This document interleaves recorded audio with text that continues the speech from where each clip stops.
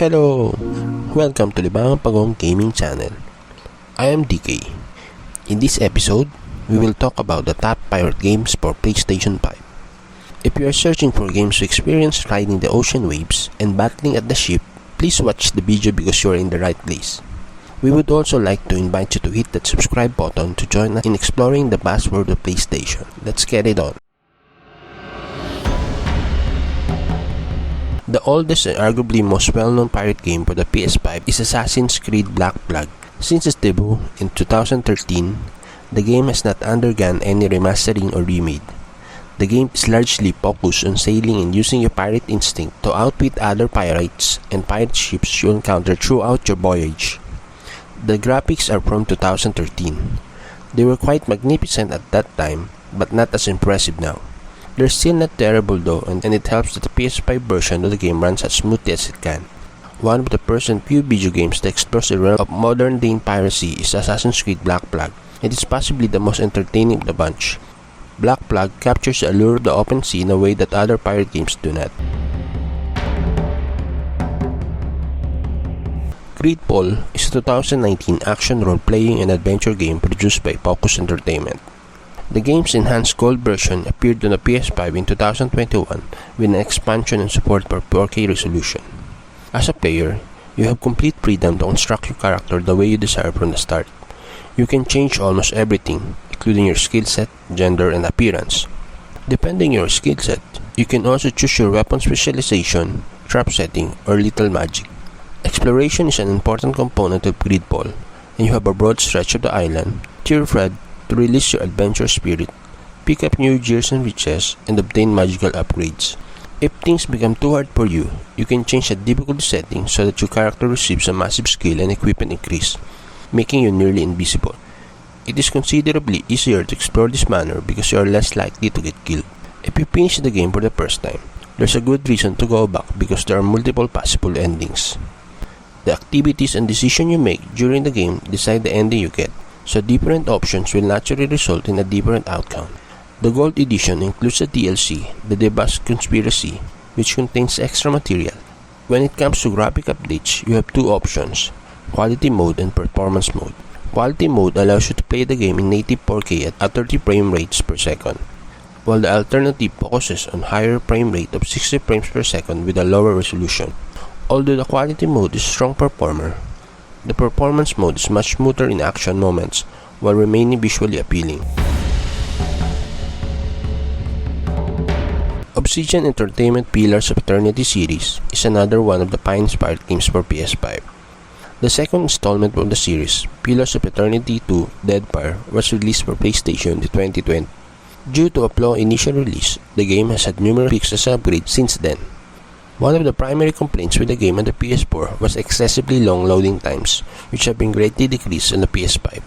In terms of plot, the sequel follows the events of the original, following the main character, the Watcher. This time, a mysterious character brings the Watcher back to life, and he embarks on a mission to find the god who killed him. The mission entails setting sail over the seas and following the god's path of destruction through several ports. You will need allies to help you move forward more rapidly. This will be your pirate in arms and they will aid you in your quest for vengeance. Beast of Winter, Secret Slayer Survivor, and Forgotten Sanctum expansions are included in the Ultimate Edition. Ubisoft first released Assassin's Creed Rogue in 2014. It is the 7th installment in the Assassin's Creed series and one of the two Assassin's Creed games with a lot of pirate-themed gameplay. Because the game was launched for the 7th generation of platforms, including the PlayStation 3, Ubisoft was forced to create a remastered edition for the 8th generation in 2018. If you're familiar with the gameplay in Assassin's Creed Black Flag, you'll have a fair notion of what to expect from Rogue. Your character will travel through land and sea, fighting enemies in sea battles, and looting ships along the North Atlantic coast. Instead of being one of the assassins pursuing Templar targets, your role here will be to defend them and fight the assassins before they reach them. You must engage in some pirate activity to earn money to upgrade your equipment. You can also kill animals on land or fish in the water, particularly whales, to acquire materials. Ammo, health, and clothing are all upgradable things. Although this remaster is for the PlayStation 4, it is also backwards compatible with the PlayStation 5. The PS4 improved visual quality and detail levels look much better on the PS5. with richer shadows and high-resolution textures. It falls short of games produced or remade expressly for the PS5, and the storage length of only 10 hours leaves more to be desired, though you can stretch it out quite a bit more if you want. Due to the scarcity of pirate games on the 9th generation platform, Assassin's Creed Rogue remains one of the greatest PS5 pirate titles. Port Royal 4 is a significantly newer game than the previously described Rogue. The game was first released in September 2020 by Calypso Media and has since made its way to the PS5 via an update issued around a year later. The opening sequence of Port Royal greets you with the pirate figures doing pirate things, accompanied by a soundtrack that perfectly complements the situation. When you start the game, you'll notice that it's more than just sailing over the seas and plundering hapless ships. These pirates are much more deliberate in how they amass their fortune. The majority of your time will be spent constructing trade networks between Caribbean ports and expanding your empire across your 17th century colony of Spain, France, England, or the Netherlands. It's a steep learning curve where you learn which transactions make the most sense at a given time and how to strike bargains that work for both you and the other side. Port Royal 4 is more of a strategy game than an epic adventure or action game, and if you want to feel like a pirate or a businessman, you should give it a shot. The game on the PS5 has a native 4K resolution and a frame rate of 30 FPS. It's not the smoothest on paper, but it works great in practice. The higher resolution's better details also give the game a new coat of paint, which improves the entire visual experience. You can also transfer your save from the PS4 to the PS5 when you upgrade.